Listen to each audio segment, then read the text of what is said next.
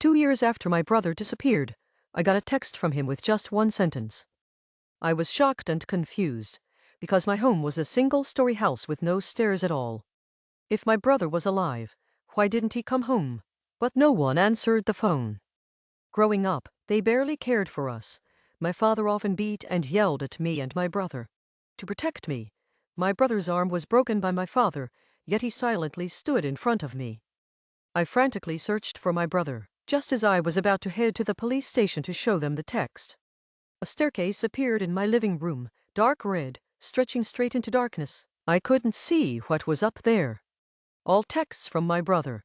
Don't go up, don't go up. Every cell in my body screamed that I shouldn't go up, but at that moment, a teddy bear rolled to my feet, its black eyes staring at me. My heart raced. It was the birthday gift I hand-sewed for my brother. After he vanished, the bear disappeared too. Suddenly I noticed something inside the bear's belly. I reached in and found a note. Save me, come up the stairs quickly. I'm trapped up here.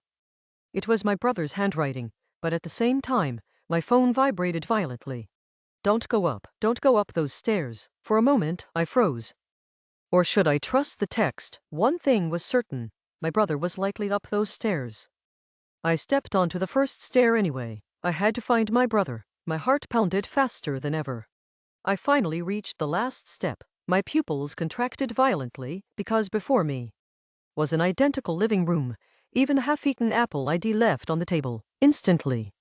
It must be an illusion. I turned around. The dark red staircase had vanished. Was it really just my imagination?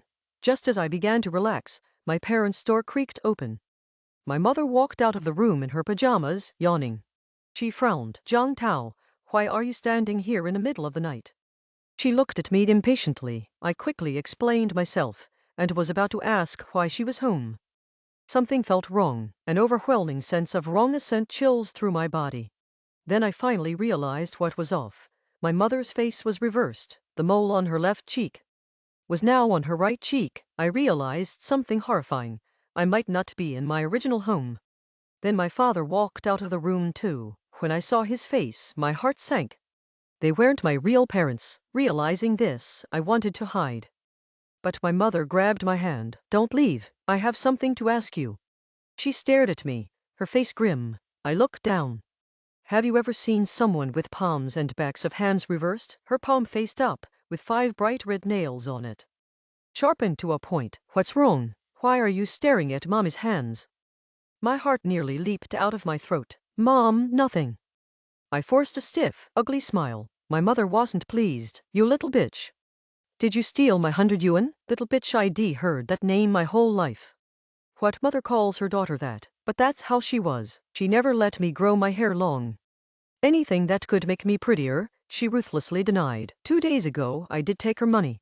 I'd asked her for 100 yuan, but she refused impatiently, so I stole it instead.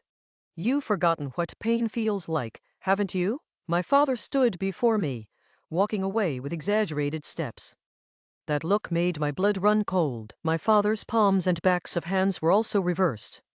I watched him walk to the kitchen and pull out a knife as long as half my arm. In an instant, the machete was rusted, covered in dark red stains. Before I was 10, he once coldly slashed my arm with that blade, until it became unusable. But now it appeared again. I backed away in terror, instinctively begging for forgiveness. I didn't mean to. Dad, please don't do this. There were dried spots of blood, human or animal. I couldn't tell. My heart pounded wildly. A voice came from my room. Run. Get in here quickly. After closing the door, I locked it immediately. Brother. The furnishings were identical to my room. The half-finished exam paper I'd been writing tonight sat quietly on the desk. It stayed at 10 o'clock, but there was no sound of my brother in the room. I leaned against the door. Suddenly, I saw a white piece of paper on the bed. I picked it up. Jiang Tao was my brother's handwriting. I was thrilled. Brother. I called out, suppressing my excitement, but no one answered. Another line appeared on the paper. There are countless parallel timelines on the stairs. We're not in the same one. Each timeline has an overlapping moment. I don't have much time to speak. I tried my best to stop it, but it still found ways to trick you up here. You must remember this carefully. It took me 2.5 years to figure out the rules of this parallel world. Otherwise, they'll punish you. Don't try to open the window and shout. It'll disturb the spirits resting. If you're in danger, hide in the bathroom like we did as kids. But remember, the bathroom is safe, but don't stay in there for more than 15 minutes. Don't look under the bed. If you see your parents wearing red pajamas, hide in the bathroom immediately. They can't get in. But remember, our building 4 has no elevator. If you see an elevator, remember there are no cats in the neighborhood. If you see a cat, don't trust it. It was covered in thick ink. I could only see one character, reverse. I quickly grabbed a pen from the bedside. Have you been living in a parallel world for these 2 years? A line quickly appeared on the paper. Yes.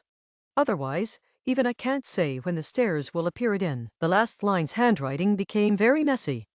Always remember, brother loves you. You must escape. Even the final stroke of the last character wasn't finished. I knew the overlap of timelines had ended.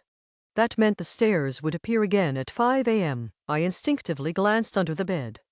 Something extremely terrifying seemed to be hidden there. I quickly looked away and took a deep breath. I read it carefully once more, then stuffed it into my pocket. Just then, knocking came at the door.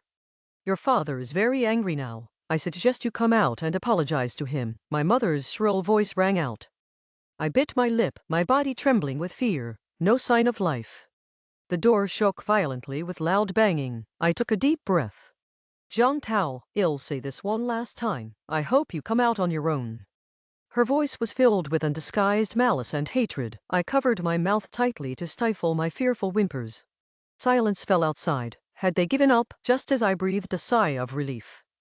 Dad can see you pretending to sleep. I shrank back, trembling. Their shadows fell on the floor through the gap under the door. I stared at their shadows and felt something was off. The shadows I saw were their legs. The top of the shadow should be the head, but instead, I saw legs. My blood seemed to freeze instantly. They were standing upside down, so they could see my every move.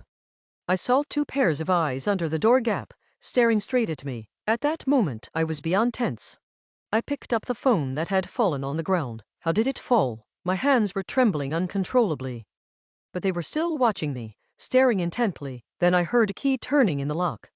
The next second, the door opened. My parents stood outside, smiling. Their smiles were strange. They were smiling, but their eyes showed no trace of curvature. I had to leave immediately, but I was too late. My mother's bowie hand.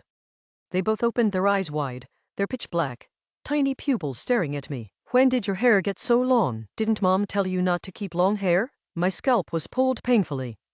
As if trying to tear out all my hair, they forced me to kneel down, the rusty machete.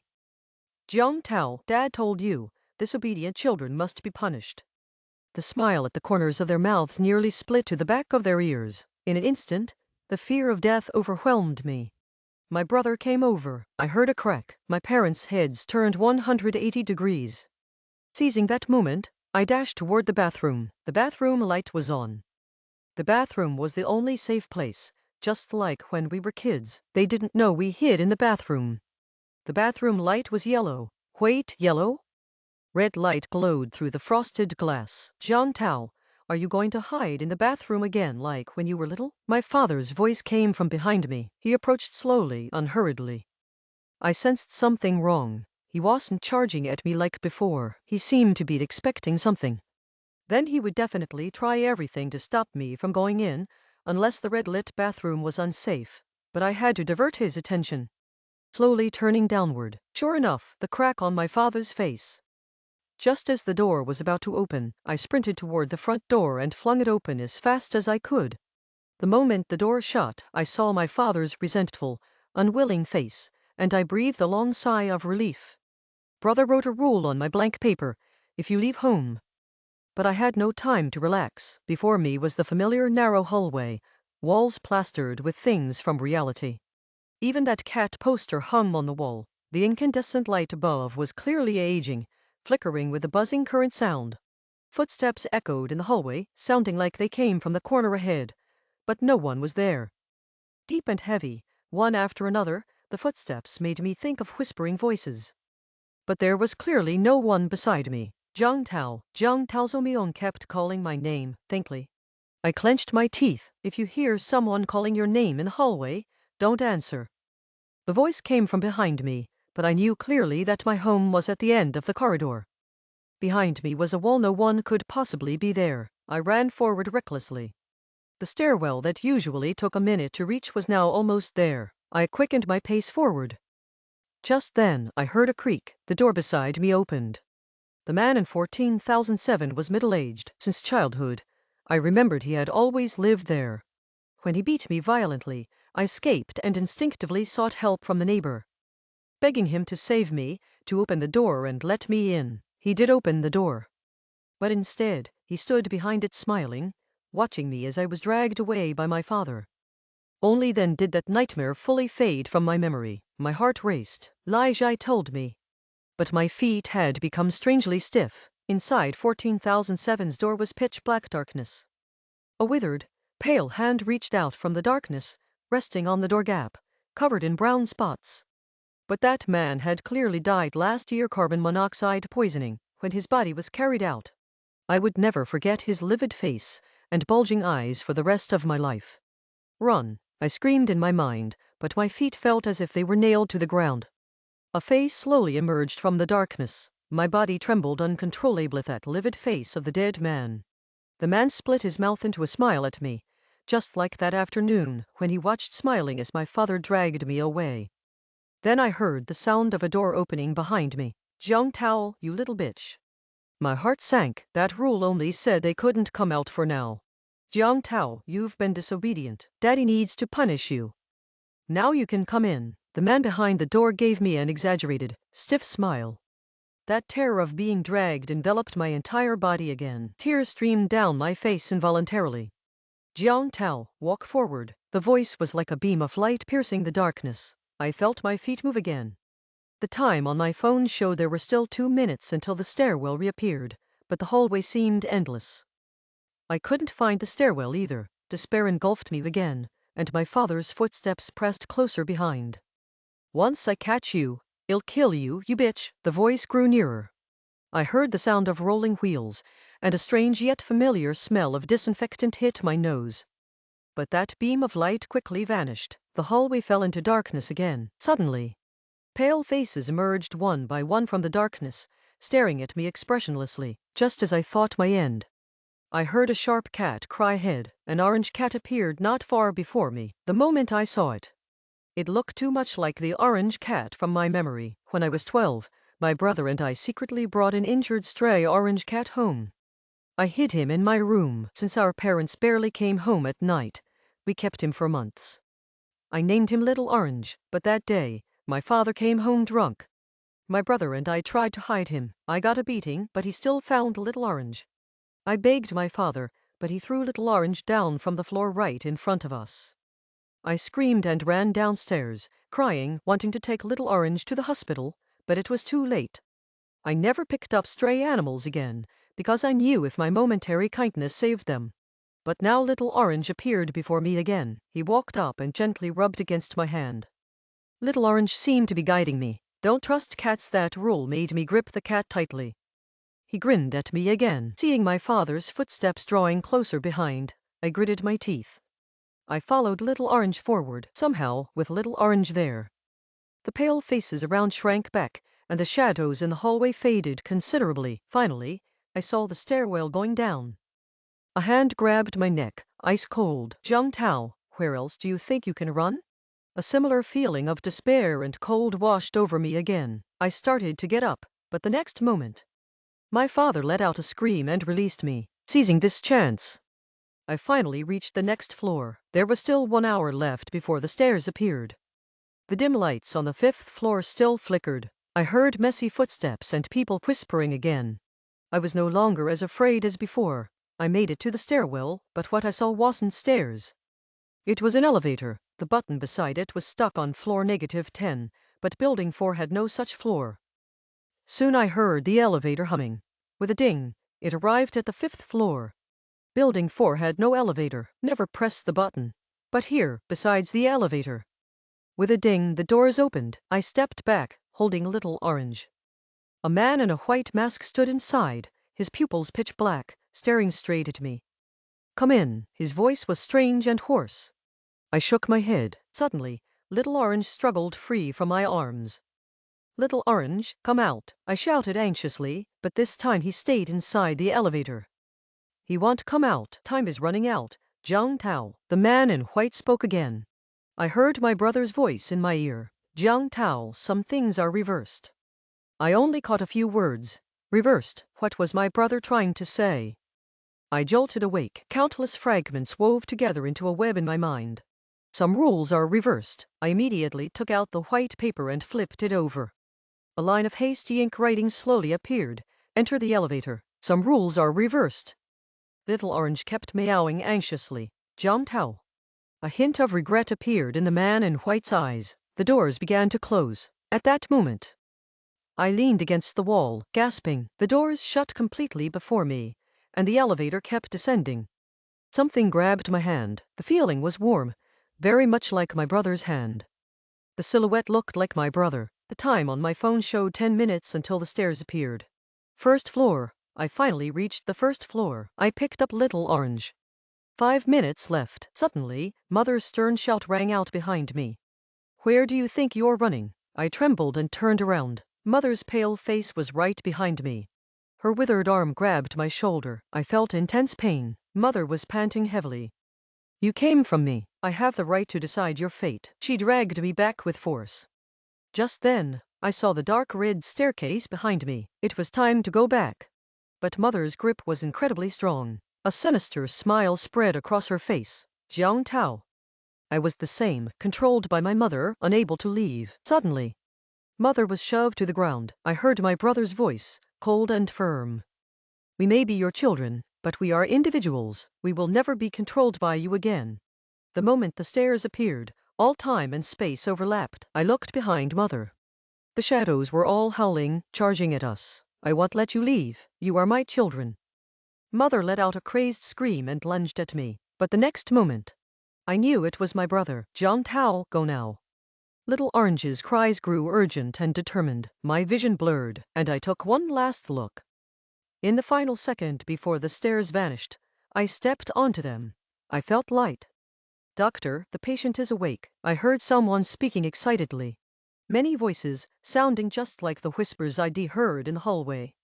Someone was calling me. "Jiang Tao, can you hear me?" I'd heard it in the hallway too. The surgery was a success. "Jiang Tao." I felt my body being lifted onto a stretcher, wheeled along.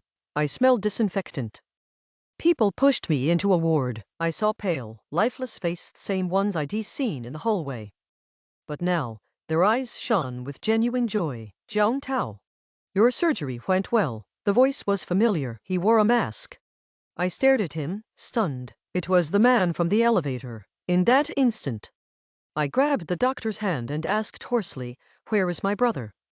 I couldn't stop crying, knowing my brother might not make it out, remembering everything I'd forgotten. My brother had no clock. A week ago, Father came home drunk, mumbling something about money. But I needed $50 for the moving fee. Hesitantly, I went to Father and begged him for it. His eyes flashed with a fierce light that terrified me. The stick struck my body again and again. I begged him to stop, but he wouldn't. His eyes gleamed with a scarlet excitement. I desperately looked toward the door as if grasping at a lifeline, but that faint hope quickly died. As if he hadn't seen the blood on the floor or heard my cries, he said casually, "Be careful." But Father's force never lessened. He'd been drinking and losing money. I was his outlet. Finally, my brother came home from school, only 2 years older than me. He saw me barely alive and charged at Father like a madman. They soon tumbled into a fight. He quickly collapsed in a pool of blood. Before losing consciousness, I saw the police. "Jiang Tao, your brother's surgery was successful. You were both very lucky." I couldn't hold it in anymore and burst into tears. I didn't know how my brother got out, struggling with all his might to stop Mother. We recovered quickly. 3 days later, in the afternoon. "We can leave the hospital in 3 days, my brother said, holding my hand. "Brother?" I asked curiously. It was Xiao Ju. Xiao Ju held Mother back. "I followed you up the stairs." Hearing this answer, my heart just then. An orange cat walked up to us and hopped onto our laps affectionately.